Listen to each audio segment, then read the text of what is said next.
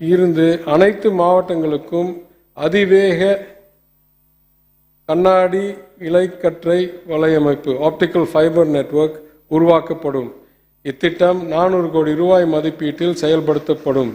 இனவெளி மருத்துவம், கல்வி, வேளாண் விரிவாக்க சேவைகள் ஆகியவற்றை மாநிலத்தில் குக்கிராமங்களை வரை கொண்டு செல்வதற்கு மட்டுமின்றி அனைத்து பகுதிகளுக்கும் தங்குதடையின்றி இணைய வசதி ஏற்படுத்துவதற்கும் இத்திட்டம் வழிகோலும்.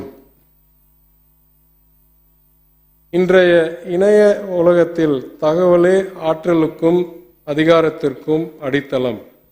இந்த அரசின் சமூக நீதி கொள்கையை நிலைநாட்ட தகவல்களையும் வாய்ப்புகளையும் பரவலாக்கி அனைவரையும் உள்ளடக்கிய சமுதாயத்தை உருவாக்குவது மிக அவசியமாகும். எனவே முதற்கட்டமாக சென்னை, தாம்பரம், ஆவடி, கோயம்புத்தூர், மதுரை, திருச்சிராப்பள்ளி, சேலம் மாநகராட்சிகளில் முக்கிய பொது இடங்களில் இலவச வைஃபை சேவைகள் வழங்கப்படும். உலகளவில் தகவல் தொழில்நுட்ப துறையின் துறையில் தமிழ்நாட்டை ஒரு முக்கிய மையமாக நிலைநாட்டுவதற்கும் பெருகி வரும் அலுவலக கட்டமைப்பு தேவைகளை நிறைவு செய்வதற்கும் சென்னை, கோயம்புத்தூர் மற்றும் ஓசூரில் தமிழ்நாடு தொழில்நுட்ப நகரங்களை டிஎன் டெக் சிட்டி இந்த அரசு அமைக்கும். தகவல் தொழில்நுட்பம், உலகளாவிய திறன் மையங்கள், குளோபல் கேப்பபிலிட்டி சென்டர்ஸ், நிதி மற்றும் புத்தொழில் நிறுவனங்கள் செயல்பட திறன்மிகு மையங்கள், புத்தொழில் காப்பகங்கள், வர்த்தக மையங்கள், பொழுதுபோக்கு வசதிகள் போன்ற அனைத்து கட்டமைப்புகளும் இந்த தொழில்நுட்ப நகரங்களில் ஏற்படுத்தப்படும். சென்னையில் முதன்முறையாக 2000 ஆண்டில் டைடல் பூங்காவை நிறுவி தகவல் தொழில்நுட்ப புரட்சிக்கு வித்திட்டவர் முத்தமிழறிஞர் கலைஞர் ஆவார்கள். இத்துறையின் வளர்ச்சி தமிழ்நாட்டின் அனைத்து பகுதிகளுக்கும் பயனளித்திட வேண்டும் என்ற நோக்கில் 7 மாவட்டங்களில் நியோ டைடல் பூங்காக்கள் அமைக்கும் பணி நடைபெற்று வருகிறது. இதன் நீட்சியாக ஈரோடு, திருநெல்வேலி, செங்கல்பட்டில் தலா 1,00,000 சதுரடி கட்டட பரப்பளவில் தகவல் தொழில்நுட்ப பூங்காக்கள் அமைக்கப்படும். இதன் மூலம் சுமார் 4000 பேர்களுக்கு வேலை வாய்ப்புகள் உருவாக்கப்படும். சுற்றுலா. தமிழ்நாட்டின் சுற்றுலாத்துறையானது மாநிலத்தின் பொருளாதார வளர்ச்சிக்கு மிகப்பெரிய பங்களிப்பை நல்குகிறது. நடப்பாண்டில் உள்நாட்டு சுற்றுலா பயணிகளின் எண்ணிக்கையின் அடிப்படையில் நாட்டிலேயே முதலிடத்தை தமிழ்நாடு வகிக்கிறது. சுற்றுலா தல மேம்பாட்டு திட்டத்தின் கீழ் பல்வேறு சுற்றுலா தலங்களின் கட்டமைப்பை மேம்படுத்துவதற்காக நடப்பாண்டில் 75 கோடி ரூபாய் மதிப்பில் உள்ள திட்டங்களுக்கு ஒப்புதல் அளிக்கப்பட்டுள்ளது. பிச்சாவரம், பூம்புகார் மற்றும் ஒகேனக்கல் ஆகிய சுற்றுலா தலங்களை மேம்படுத்துவதற்காக திட்டங்களுக்கு 55 கோடி ரூபாய் மதிப்பீட்டில் அனுமதி வழங்கப்பட்டுள்ளது. சுற்றுலாத்துறைக்கு ஊக்கமளிக்கும் வகையில் அனைத்து துறையினருடன் கலந்தாலோசித்து சுற்றுலா கொள்கை ஒன்று வகுக்கப்பட்டுள்ளது. இது விரைவில் வெளியிடப்படும். சிறுபான்மையினர் நலன். பள்ளிவாசல்களையும் தர்காக்களையும் பழுது பார்ப்பதற்கும் சீரமைப்பதற்கும் வழங்கப்படும் ஆண்டு மானியம் நடப்பாண்டில் 6 கோடி ரூபாயிலிருந்து 10 கோடி ரூபாயாக உயர்த்தப்பட்டுள்ளது. புகழ்பெற்ற நாகூர் தர்காவை சீரமைக்க இவ்வாண்டில் 2 கோடி ரூபாய் ஒதுக்கீடு செய்யப்பட்டுள்ளது. இதே போன்று தேவாலயங்களை பழுது பார்ப்பதற்கும் புதுப்பிப்பதற்கும் வழங்கப்படும் மானியமும் 6 கோடி ரூபாயிலிருந்து 10 கோடி ரூபாயாக உயர்த்தப்படும். தொன்மையான மதுரை புனித ஜார்ஜ் தேவாலயம், தஞ்சாவூர் ஸ்வாட்ச் தேவாலயம், சேலம் கிறிஸ்து தேவாலயம் உள்ளிட்டவை புதுப்பிக்கப்படும். வக்ஃப் உடைமைகளை பாதுகாப்பதற்கான சீரிய நடவடிக்கைகளை இந்த அரசு மேற்கொண்டு வருகிறது. இம்முயற்சிகளால் கடந்த ஆண்டு 52 கோடி ரூபாய் மதிப்பிலான சொத்துக்கள் மீட்டெடுக்கப்பட்டுள்ளன. இம்முயற்சிகளின் தொடர்ச்சியாக வக்ஃப் வாரியம் சொத்துக்களின் தரவுத்தளம் உருவாக்கப்படும். இந்து சமயம் மற்றும் அறநிலையங்கள். கோயில் சொத்துக்களை பாதுகாப்பதற்கு அரசு தீவிர முயற்சிகள் தொடர்ந்து எடுத்து வருகிறது. இந்த அரசு ஆட்சி பொறுப்பேற்றதிலிருந்து 4491 ஏக்கர் பரப்பளவில் ஆக்கிரமிப்பு செய்யப்பட்ட 4236 கோடி ரூபாய் மதிப்புள்ள கோயில் சொத்துக்களை மீட்டெடுக்கப்பட்டுள்ளன. கோயில் நிலங்களில் புவிசார் ஒருங்கிணைப்புகளை பதிவு செய்யவும் நில வளங்கள் பற்றிய தரத்தை தயாரிப்பதற்காகவும் திட்டம் ஒன்று செயல்படுத்தப்பட்டு வருகிறது. இதுவரை 1,08,000 ஏக்கர்களில் இப்பணி நிறைவடைந்து உள்ளன. நடப்பாண்டில் 574 கோயில்களில் திருப்பணி முடிக்கப்பட்டு குடமுழுக்குகள் நடத்தப்பட்டன. திருச்செந்தூர் கோயிலில் 305 கோடி ரூபாயிலும், பெரியபாளையம் பவானி அம்மன் கோயிலில் 166 கோடி ரூபாயிலும், ராமேஸ்வரம் ராமநாத சுவாமி கோயிலில் 146 கோடி ரூபாயிலும் பெருந்திட்ட பணிகள் மேற்கொள்ளப்பட்டு வருகின்றன. வரும் நிதியாண்டில் 400 கோயில்களுக்கு திருப்பணி முடிக்கப்பட்டு குடமுழுக்கு நடத்தப்படும். வரும் ஆண்டில் பழனி, திருத்தணி, சமயபுரம் ஆகிய கோயில்களில் பெருந்திட்ட பணிகள் 485 கோடி ரூபாய் செலவில் மேற்கொள்ளப்படும். மக்கள் குறை தீர்ப்பு. பொதுமக்களின் குறைகளை விரைவாகவும் நிறைவாகவும் தீர்ப்பதற்கு இந்த அரசு அதிக முன்னுரிமை அளித்து வருகிறது. இந்த ஆண்டு முதல்வரின் முகவரி திட்டத்தில் பெறப்பட்ட 17.7 லட்சம் மனுக்களில் 17.3 லட்சம் மனுக்களுக்கு தீர்வு காணப்பட்டுள்ளன. தீர்வு காணப்பட்ட மனுக்களின் மீது மனுதாரர்களிடமிருந்து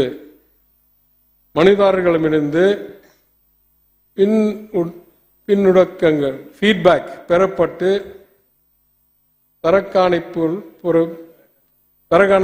கண்காணிப்பிரிவியல் மேல் நடவடிக்கை எடுக்கப்பட்டு வருகிறது. அரசு அலுவலகங்களை மக்கள் தேடி வரும் நிலையை மாற்றி அவர் இருப்பிடத்திற்கே நிர்வாகத்தை கொண்டு செல்வதே இந்த அரசின் குறிக்கோள் ஆகும். கள ஆய்வில் முதலமைச்சர் என்ற இது அரசின் புதிய திட்டத்தில் மாண்பு முதலமைச்சர் அவர்கள் பல்வேறு மாவட்டங்களுக்கு நேரடியாக சென்று கள ஆய்வு மேற்கொள்கின்றார். இதன் அடுத்த கட்டமாக அரசின் திட்டங்களையும் சேவைகளையும் கடைக்கோடி மக்களும் பெற்று பயனடையும் வகையில் அனைத்து ஊராட்சிகளிலும் நகர்ப்புற பகுதிகளிலும் ஒரு புதிய திட்டம் செயல்படுத்தப்படும். இத்திட்டத்தில் அனைத்து அரசு துறைகளும் ஒருங்கிணைத்து அரசு சேவை முகாம்கள் நடத்தப்படும். ஒட்டுமொத்த அரசு நிர்வாக இயந்திரமும் மக்களை தேடி சென்று அவர்களுக்கு தேவையான சேவைகளை அளிப்பதற்கு இத்திட்டம் வழிவகை செய்யும். நில நிர்வாகம். நில உரிமையாளர்கள் பயன்பெறும் வகையில் ஒரு நம்பகமான எளிய நில பதிவேட்டு முறையை கொண்டு வர அரசு உறுதியாக உள்ளது.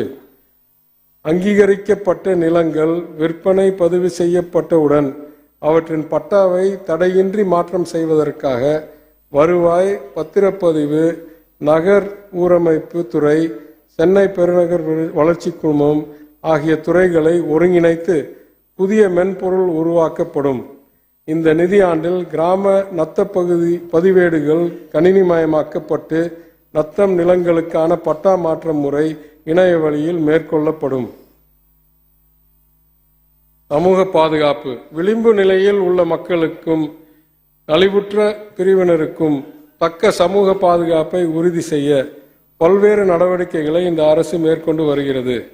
இந்த அரசு பொறுப்பேற்ற பின்னர் மே 2021 முதல் புதிதாக 5,76,225 பெண்களுக்கு முதியோர் ஓய்வூதியம் உள்ளிட்ட பல்வேறு சமூக பாதுகாப்பு ஓய்வூதியங்கள் வழங்கப்பட்டுள்ளன.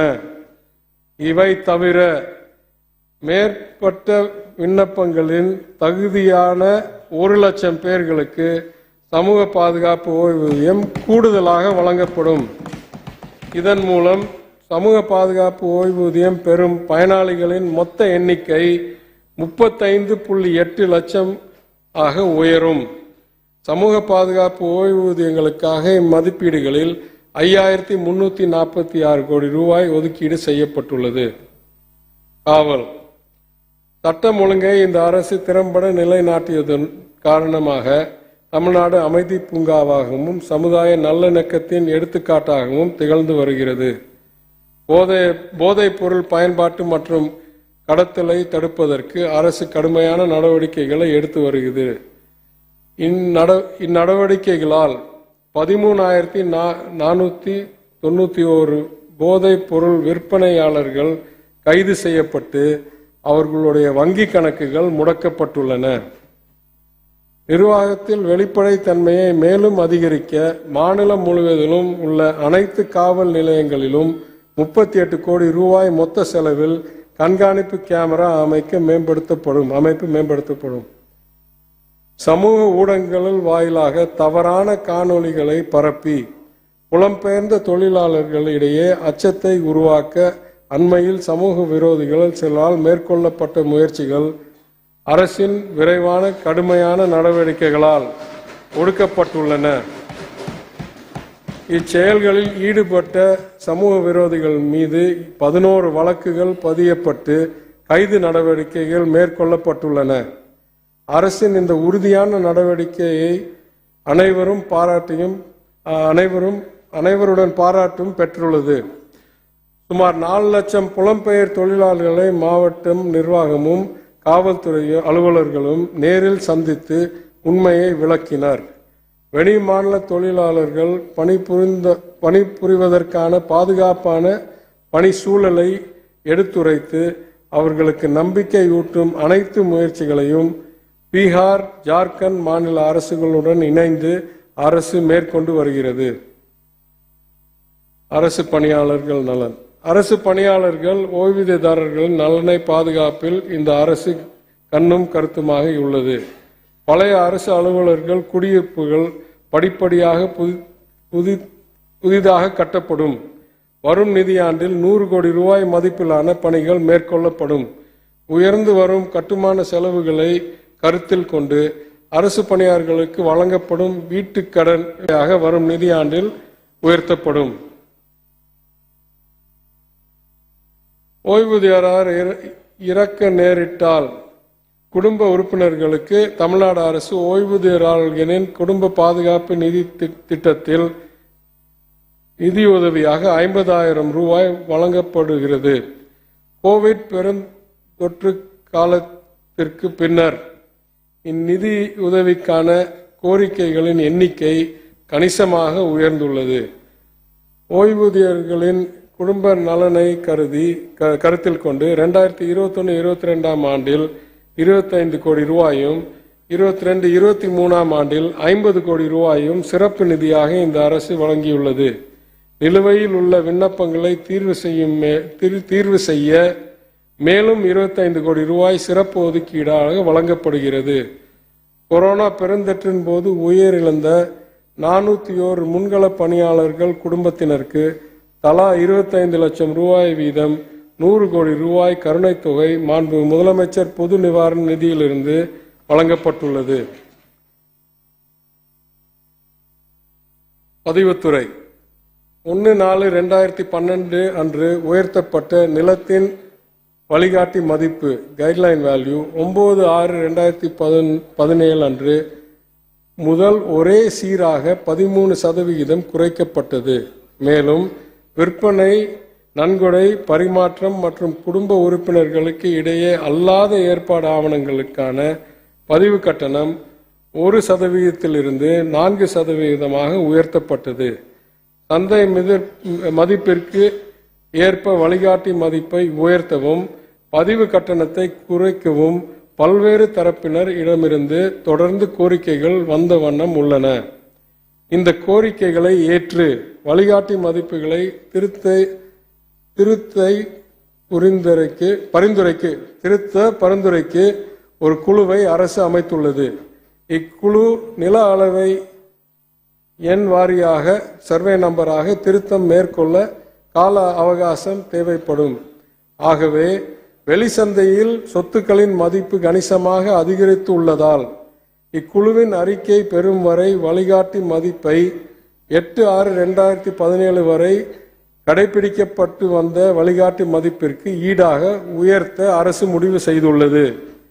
நிலம் வாங்குபவர்களின் சுமையை குறைக்க பதிவு கட்டணத்தை 4% 2% குறைக்கவும் அரசு முடிவு செய்துள்ளது. இனி சொந்த விற்பனை, நன்கொடை, பரிமாற்றம் ஆகிய ஆவணங்களுக்கு 8/6/2017 வரை கடைபிடிக்கப்பட்ட வழிகாட்டி மதிப்பில் 5% முத்திரை தீர்வை, 2% சொத்து மாற்றும் வரி மற்றும் 2% பதிவு கட்டணம் செலுத்த வேண்டும். குடும்ப உறுப்பினர்களுக்கு இடையே அல்லாத ஏற்பாடு ஆவணத்திற்கு 7% முத்திரை தீர்வை, 2% பதிவு கட்டணம் செலுத்த வேண்டும். இந்த நடவடிக்கைகள் எளிய நடுத்தர மக்களுக்கு, குறிப்பாக வங்கி கடன் மூலம் வீடு வாங்குபவர்களுக்கு பெரிதும் பயனளிக்கும்.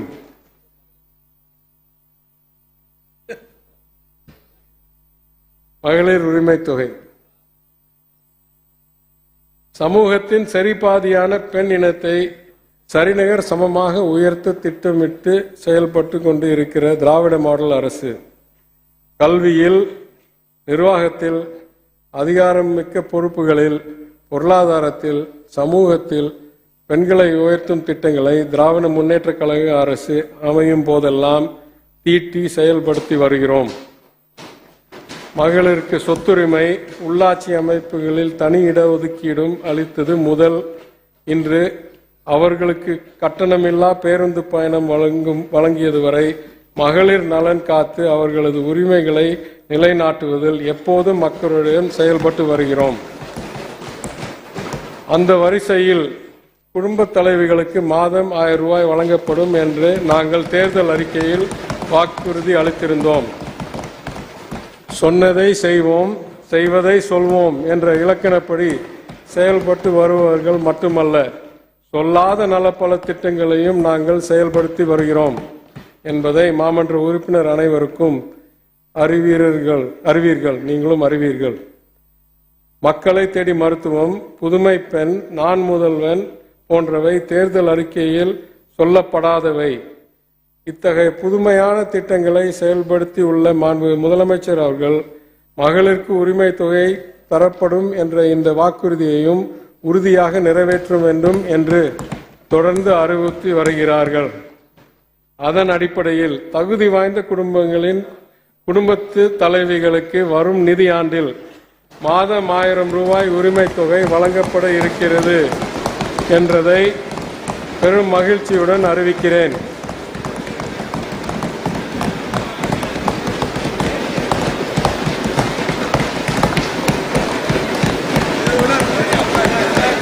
பாக்கியெல்லாம்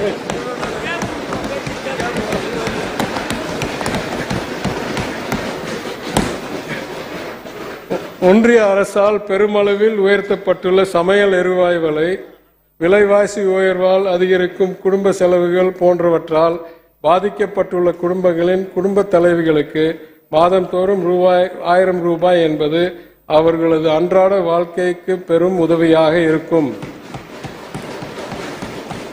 வரலாற்று சிறப்புமிக்க இந்த திட்டம் முத்தமிழ் அறிஞர் கலைஞர் அவர்கள் 100ஆண்டான இந்த ஆண்டில் திராவிட இயக்க மாதம் என சொல்லத்தக்க செப்டம்பர் மாதத்தில் தாய் தமிழ்நாட்டின் தலைமகன் பேரறிஞர் பெருமகன் அறிஞர் அண்ணா அவர்களின் பிறந்த நாளான செப்டம்பர் மாதம் 15ஆம் நாள் முதல் இத்திட்டம் மாண்பு முதலமைச்சர் அவர்களால் தொடங்கி வைக்கப்பட இருக்கிறது.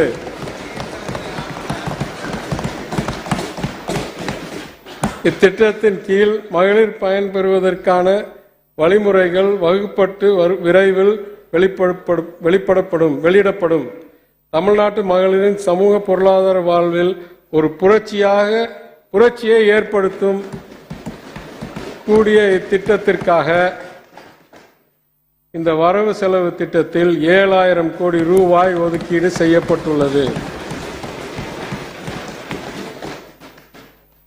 பேரவைத் தலைவர்களே, part B finances of the state கவர்மெண்டை சென்ற ஆண்டு போல் நான் ஆங்கிலேயத்தில் சுமார் 15 பத்தி படிக்க அனுமதி கோருகிறேன். Honorable Speaker, having highlighted the major reforms and initiatives of this government, I turn now to the aggregate fiscal position of the state. In order to arrest the declining trend of states' own tax revenues as a percentage of GSDP, The government has been undertaking several resource mobilization measures, including rationalization of rates and improvement in collection efficiency. As a result, the state's own tax revenue is estimated to increase to rupees 1,51,870 crore in the revised estimates, as compared to 1,42,799 crore in the budget estimates. In the coming year, it is estimated that the state's own tax revenue will further increase to 1,81,182 crore, which is a growth of 19.3% over the revised estimates. The state's own non-tax revenue is estimated at 15,309 crore in the revised estimates, similar to the projections in the budget estimates 2023. In the coming year, it is estimated at 20,223 crore, which is an increase of 32% over the revised estimates. The share of central taxes is estimated at rupees 38,731 crore in revised estimates and 41,664 crore in the budget, in line with the projections in the union budget. While there is an increase, it continues to be far less than what would have been devolved to the states, but for the indiscriminate levy of cesses and surcharges by the union government. The grants in aid from the union government is estimated at 39,748 crore in the revised estimates, including the payment of GST compensation arrears of 16,214 crores, and at rupees 27,444 crores in this budget, which includes a sum of 4,572 crore that is expected as arrears in GST compensation in the coming year. Despite multiple representations from the states, the union government has refused to extend the original GST compensation period of guaranteed 14% year-over-year growth beyond the 5 years that expired on June 30th, 2022, and states will hence be deprived of a vital source of revenue from now on. It should be noted that excluding the settlement of GST compensation arrears, the total funds received from the union government, that is the aggregate of both share in taxes and grants in aid annually, have dropped by roughly 1% of GSDP when compared to 2014-15, which translate to a reduction of about 24,840 crore this year and 28,327,000 crore next year. In aggregate, the total revenue receipts are projected to be 2,45,659 crore in the revised estimates, which is higher by 6% over the 2,31,000 crore estimated in budget estimates 2023. In the coming year, the total revenue receipts are projected at 2,70,515 crore, which is an increase of 10% over the revised estimates. On the expenditure front, the total revenue expenditure is estimated to reduce to rupees 2,76,135 crore in the revised estimates, as compared to 284,188 crore in the budget estimates on account of prudent fiscal management. The government has ensured adequate allocation towards its developmental needs, as evidenced in the increase in estimates for subsidies and transfers to 1,18,841 crore in the revised estimate against 113,643 in the budget estimate. அதாவது மொத்த செலவினங்கள் குறைக்கப்பட்டாலும் மக்களுக்கு போய் சேர்ற மானியங்கள் 5,000 கோடி அதிகரிக்கப்பட்டிருக்கு. In the coming year, the total revenue expenditure is expected to be 3,08,055 crores.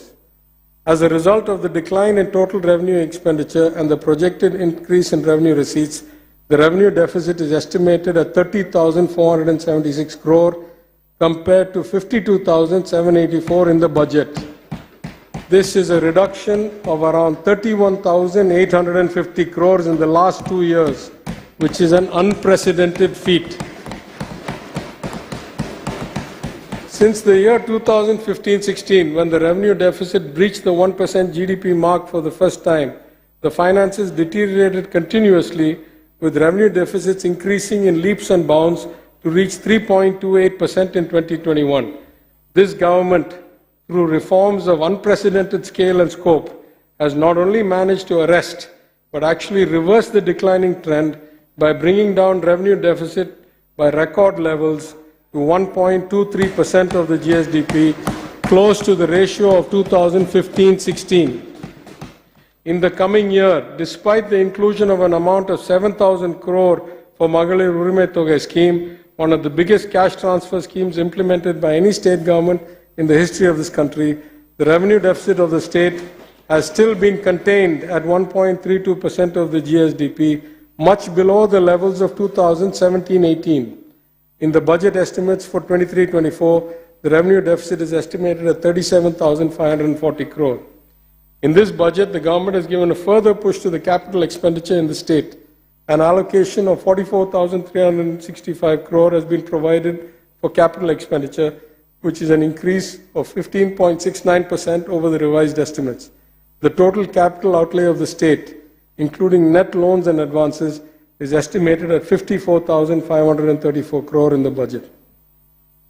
The fiscal deficit has been estimated at 74,524.64 crore in the revised estimate, which is exactly 3% of the GSDP.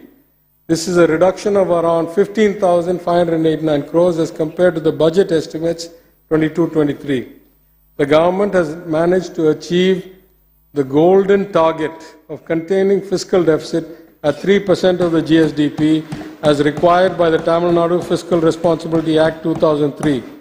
This has been a Herculean task given the fiscal deficit of 4.61% that was inherited by this government while assuming office.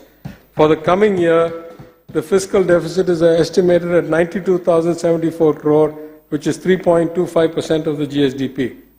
It should be noted that for the first time since this government assumed office, the budget calls for borrowing up to the full limit allowed by the 15th Finance Commission for the year, 3% of GSDP, as well as the additional 0.25% of GSDP that Tamil Nadu is likely to qualify for with respect to power reforms. I am duty-bound to note that we face three structural problems that have increased since 2014 that we must correct as soon as possible. States-owned revenues are still at roughly 7% of GSDP, far below the almost 10% level of 2006-07, and this leads to repeated revenue deficit. We must find a way to raise revenues as a percentage of GSDP to eliminate the revenue deficit and create a surplus for more progressive schemes and investments. We must use data to ensure that the state's revenue spending is targeted and does not lead to inflation, which is a hidden tax on the common person. We must improve our ability for discretionary spending by reducing the proportion of non-discretionary spending, which currently takes up almost 90% of the state's own revenue. In the year 23-24, net borrowings are projected at 91,866 crore, including 82,625 crore of net open market borrowings and 9,240 crore from other sources. Therefore, on 31/3/2024, the total outstanding debt will be 7,26,028 crore, and the debt to GSDP ratio will be 25.63%. This is well within the 29.1% limit for 2023-24 set by the 15th Finance Commission. The medium-term fiscal plan projects that we will soon achieve all the targets set in the Tamil Nadu Fiscal Responsibility Act 2003. The medium-term fiscal plan may kindly be taken as having been read as part of my speech. பேரவைத் தலைவர் அவர்களே, இந்த அரசு பொறுப்பேற்றதிலிருந்து தாக்கல் செய்யும் இரண்டாவது முழு நிதிநிலை அறிக்கை இதுவாகும். நமது மாநிலத்தின் நிதிநிலையில் 2014 தொடர்ந்து ஏற்பட்ட சரிவை தடுத்து கடந்த 2 ஆண்டுகளில் நாங்கள் பெருமளவில் நிதிநிலையை நல்ல முன்னேற்றத்தை கொண்டு வந்துள்ளோம். இடைப்பட்ட கால நிதி நிலவர திட்டத்தில் MTFP-யில் தெரிவித்தவாறு வருவாய் பற்றாக்குறை இல்லா மாநிலம் என்ற இலக்கை நோக்கி நாங்கள் பயணிக்கிறோம்.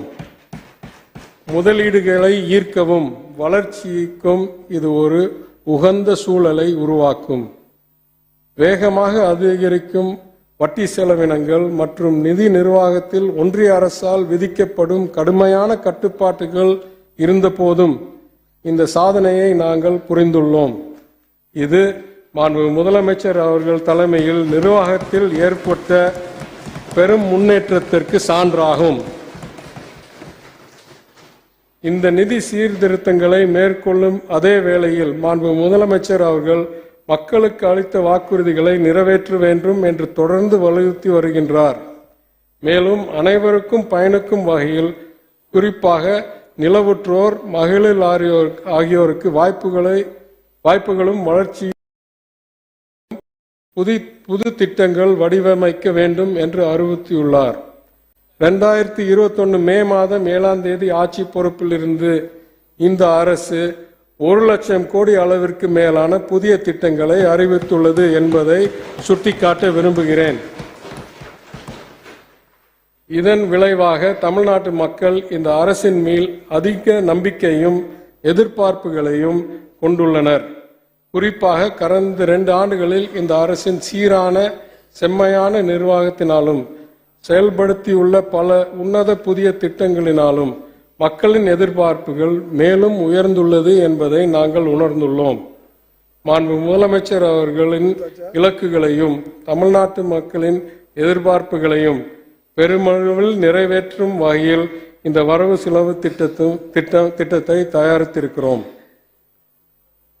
உலக புகழ்பெற்ற நிபுணர்களை கொண்ட மாண்பு முதலமைச்சர் அவர்களின் பொருளாதார ஆலோசனை குழு இந்த வரவு செலவு திட்ட தயாரிப்பதில் நேரம் ஒதுக்கி ஆலோசனைகள் வழங்கியதற்கு எனது மனமார்ந்த நன்றியை தெரிவித்துக் கொள்கிறேன். மாநிலத்தின் வளர்ச்சிக்கும் மேம்பாட்டிற்கும் தேவையான அனைத்து நடவடிக்கைகளை இந்த அரசு தொடர்ந்து மேற்கொள்ளும். இந்த வரவு செலவு திட்டத்தை தயாரிப்பதற்கு அயராத உழைத்த நிதித்துறையின் கூடுதல் தலைமை செயலாளர் திரு முருகானந்தம் ERP அவர்களுக்கும் நிதித்துறையின் பிற அலுவலர்களுக்கும் என மனமார்ந்த நன்றியையும் பாராட்டையும் தெரிவித்துக் கொள்கிறேன். கயல் எழுதிய இமய நெற்றியின் அயல் எழுதிய புலியும் வில்லும் என்கிறது சிலப்பதிகாரம். புகழ்பெற்ற தொன்மையான இத்தமிழ் பேரரசுகளின் வழித்தோன்றலாக இந்த திராவிட மாடல் அரசு தனது வரலாறு காணாத சாதனைகளை நாடே வியக்கும் வண்ணம் மக்களின் உள்ளத்தில் தொடர்ந்து பதித்து வருகிறது. மக்களின் பேராதரவுடன் இனி வரும் காலங்களிலும் மாண்பு முதலமைச்சர் அவர்களின் தலைமையிலான இந்த அரசு தமிழ் சமுதாயத்திற்கு ஆற்றிய வேண்டிய வரலாற்று கடமையை தொடர்ந்து ஆற்றும் என்று உறுதி கூறுகிறேன். இந்த வரவு செலவு திட்டத்தை உருவாக்குவதற்கு எனக்கு தொடர்ந்து வழிகாட்டுதலும் ஆலோசனையும் ஊக்கமும் வழங்கிய மாண்பு முதலமைச்சர் அவர்களுக்கு மீண்டும் ஒரு முறை எனது மனமார்ந்த நன்றியை தெரிவித்துக் கொள்கிறேன். மாண்பு பேரவைத் தலைவர் அவர்களே, 2023-24 ஆண்டிற்கான வரவு செலவு திட்டத்திற்கு இந்த அவையின் ஒப்புதலை பெற்றுத்தருமாறு தங்களை கேட்டுக்கொள்கிறேன். வாழ்க தமிழ், வெல்க தமிழ்நாடு.